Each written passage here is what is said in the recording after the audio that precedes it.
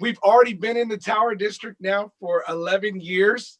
And we love it here. We've adopted this community. We love this community. We love the schools that are in this community. We love the people that are in this community. And so for us, it's really just about we need more space on Sundays. We have a vibrant, growing church. We're a predominantly Hispanic church here, but that doesn't mean everybody's not welcome. It just means that that's what we are, and we love it.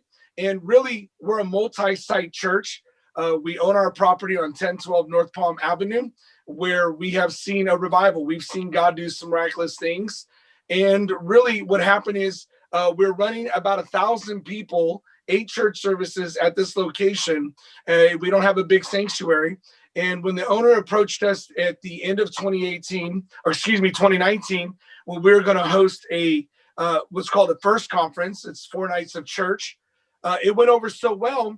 He said, hey, how about renting my space on Sunday mornings? And we were like, absolutely, we would love to. He goes, nobody rents it on Sunday mornings for the most part. Well, we said we love to do it, and we thought it was a match made in heaven. So we did that. We had a gentleman's agreement to do the whole Sundays all through 2020, and then this thing called coronavirus hit. And the weekend we were supposed to launch, it shut down. So we were saddened by that, but we were also hopeful that we'd get this opportunity. So when May came around, when we decided we wanted to open up, that it was time to open up, that my church was asking us to open up, we started off with doing a parking lot service at the Tower Theater, and we let them know, hey, we're going back inside. We're going to give our people the option. He said, well, how about here? He said, financially, we're taking a hit. I said, I would love to help you. And to date, we've given almost $100,000 to the Tower Theater to make sure that they can keep the doors open. And we've also done some improvements on the inside with lights and sound. So we're just excited. We've been meeting there since, until we got the letter in the mail that we were fined. As I read the letter, we were fined for some zoning issues, as well as executive orders for the coronavirus. So per my legal counsel, we were asked to shut down. And so we're just going to online only. But we want to continue to love the people of the Tower. We know that we have some other things going on that we feel are more pertinent, such as gang violence, drugs. We also know homelessness is an issue. And we'd like to roll up our sleeves, partner with One Fresno, with Mayor Dyer and the rest of the council. And we would love to just continue to invest in this community. And we consider it a high honor to be able to take care of this facilities. We do not want to change the look. We do not want to change anything about it. We just simply want to hold Sunday services. This is what I tell everybody. How about a tribute band, a little Three Dog Night, a little Creedence Clearwater Revival on Friday night? How about a comedian like Gabriel Iglesias, to all the gente that's listening?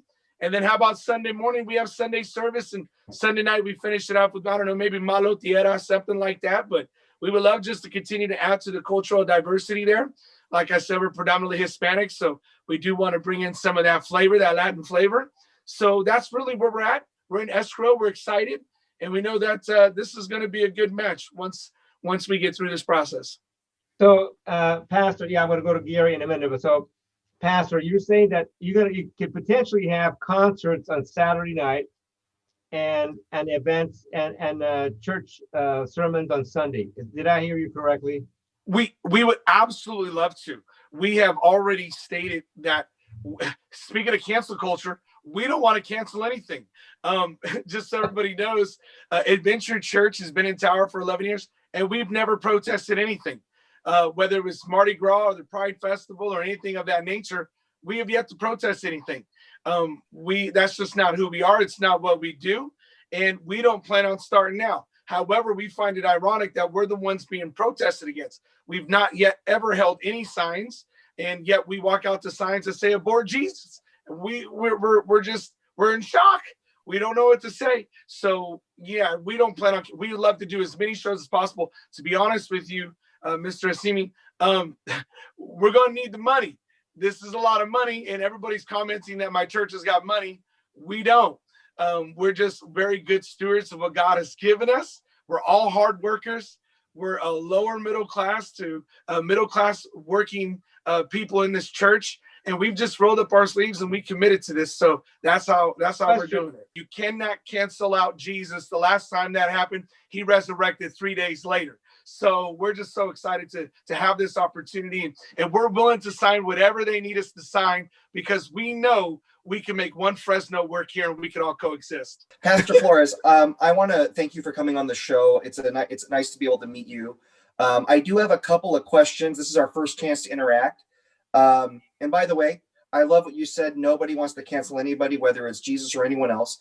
The person that had the abort Jesus sign, it's unfortunate that that's a very dramatic thing to say. I don't agree with that statement. It's very volatile, but I don't want us to think that that represents all the people that have a grievance. Everyone deserves to be heard, whether they're a member of your congregation or they're a business next door. And I hope you'd agree with that. Yeah. I do have a question. You said you've been in the tower for 11 years, but you've been in the Tower Theater for 11 years? No, I'm talking about the current property we own. Okay. Oh, got it. And then a couple other questions. The property owner, did he inform you? I don't think he did. And I'm so sorry you got fined. I mean, Gary remembers this. We didn't want any churches fined. A lot of churches stepped up during the pandemic. It's a separation of church and state. It's really up to you to be able to do what you want to do. And Sure. if you follow protocols. But did he inform you as a violation of his CUP to let you guys go in there? No, not at all. We currently asked him about CUPs, and then we investigated with the city. We emailed the city manager or somebody in the city, and we found no CUPs on record.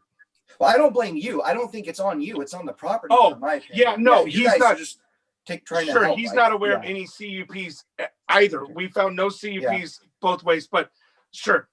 Yeah, and then the other thing is, when you guys entered escrow, were the other businesses that are being affected informed of the change? I mean, any sale, whether it's a venture church or it's because what I'm hearing, and I'd like you to clarify this, that another business had a first right to purchase the property.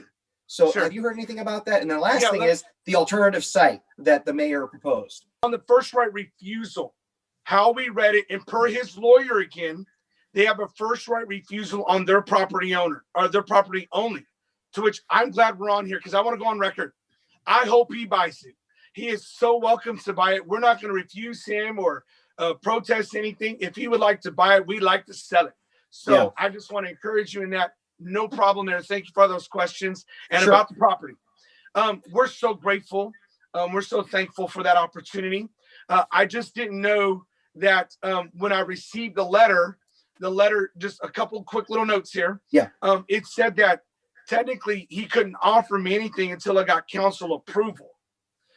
But I had to rescind my offer in order for it to go to the council approval. Well, this is the same council that, according to what I have signed by the owner of Tower Theater, had did some things that I felt were just a little disingenuous. And so I just let the mayor know that that's asking me to trust right now when I don't feel like I can. Second, we don't want to leave the Tower area. We love it here. We've been here. We've planted roots here. We've adopted the elementary here. We know the ministry. We realize that we have a gang problem over here, and we think that we've got one of the antidotes. And so we seen the Ilotero man shot down the road. We saw what happened in Circle K. We saw the murder in Tower. We see the homelessness because they sometimes live here on our property, and we pick up the needles. We see all that. So we want to be a blessing. We want to continue to be a blessing to what's going on here. So we don't want to leave here. One of our key values here is we want to be landowners. We don't want to be renters, but we appreciate it, and we appreciate the offer. But it doesn't mean we're not willing to still sit down and talk and discuss things. Come now, let us reason together, says the Lord, and we're all about that. So I love that conversation the council would love to have. I love that attitude, Pastor. Oh, thank you. Okay, thank you. That's a good attitude. You gave some scripture about, working together and listening to each other. I want us to find that middle ground, because you've invested in that community for a long time. When COVID hit, LifeBridge Community Church in my district, before we even had any funding out there, they were already feeding seniors and people that were stuck at home. So I know the power of coming together and not always relying on government. But what I'm saying is, I'm not concerned about your intentions. I'm really upset and disappointed at the property owner. Look, I've been a tenant I know what it feels like to be a tenant. Okay. I'm a residential property owner. I know that side of it too. But I'm really concerned what this person was doing and the impact it had on their tenants and you as well, because I think that your church is counting on you. And I know the pressure that creates and you want to make that good impression. But this has gone away from us because of extremes. I want to get through all that, look at the goodness, and try to find a compromise measure that makes everybody happy. Thank you. Everybody. Yeah. That's my goal. No, I love it. I agree. Okay, and this is a church that's been in the Tower area for 11 years. There's been no problem with them renting over the past year. They want to work with everybody. They are not opposed to any of the businesses there. They haven't caused any problems. He's openly said he will work with everyone.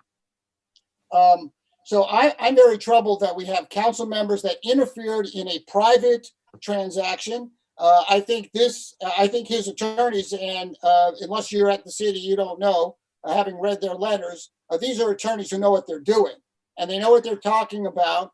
And with council members who are interfering in a private transaction, my fear is that taxpayers are going to be on the hook for millions of dollars if they interfere with a deal that's going on and it's currently in escrow.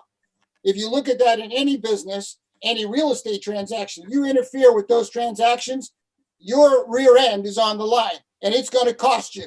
And I know these two council members don't give a damn about that because it's not directly coming out of their pocket and they're pandering and playing to their constituents. Because there's a lot of comments that came on, these negotiations with the church and the property owner.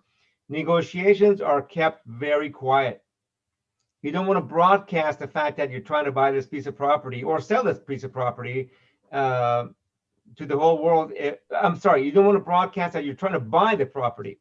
That you can once you get into escrow, and now typically. And what would happen, Darius, if somebody interfered with that negotiation, or you are in fact in escrow, and somebody tries to unseal that escrow or screw that up? What happens? If somebody tries to interfere with that escrow, all hell can break loose. Lots of opportunity for litigation, and courts have shown that if you try to interfere with a contract, that again, I'm not an attorney, so let me never disclose that. But that there's lots of challenges and problems and opportunity for litigation and awards if people are trying to interfere with that contract.